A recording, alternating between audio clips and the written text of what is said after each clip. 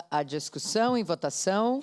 Para declarar voto. Para declarar voto, vereadora Estela Balardim. Parabéns, vereadora Tati, pela apresentação desse projeto. Eu acho que as pessoas, às vezes, de fora não têm a noção de quão é importante nós discutirmos, apresentarmos projetos de prevenção na área da saúde.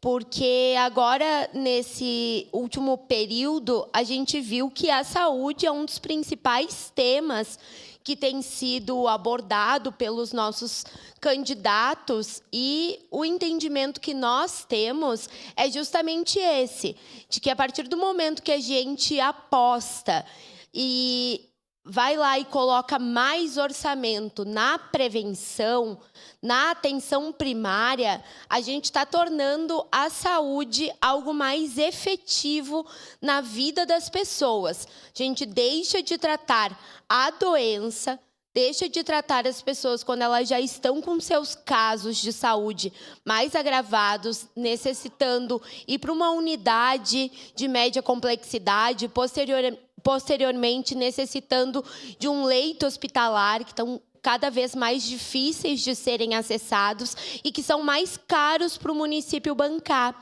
Então, eu acho importante reforçar que a gente precisa lutar pela ampliação dos médicos de estratégia da família, onde aqui no município o número não chega a 50 médicos de estratégia da família e nós poderíamos ter mais de 100.